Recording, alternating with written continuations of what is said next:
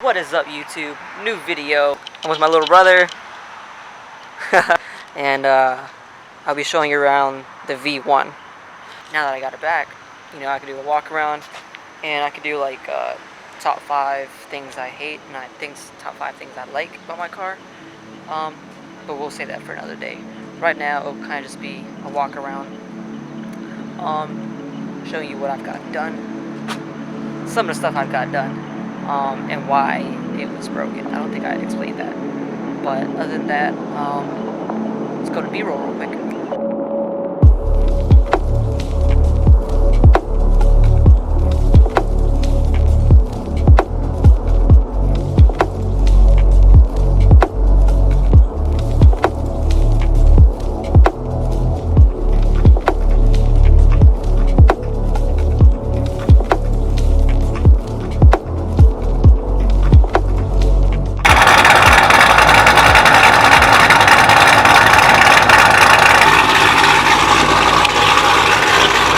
So, as you can tell, you know a little bit about cars, you will know what's done to my car immediately.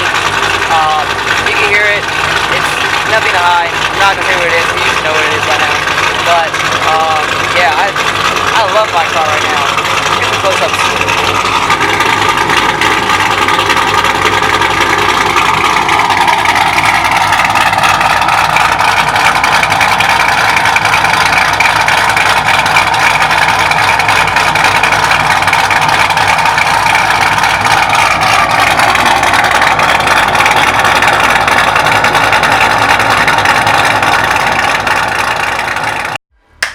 What is going on, YouTube? I just recorded this video for the second time. First time I wasn't recording. I have the screen right here, and I didn't even check for if it was recording or not. Anyways, this is the next day after the video I shot yesterday. I was having some problems with my microphone, so I ended up not adding the original footage to the video. But as you see, the V1 is back. I've had it back for 3 weeks, and everything is running fine now. Knock on my table, knock on wood. But yeah, so originally my V1 broke last year. I think it was either in June or July.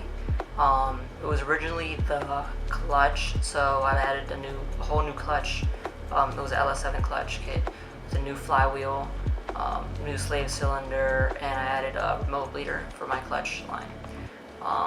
And then I also added a new motor and trans mounts and new cradle bushings for the rear end.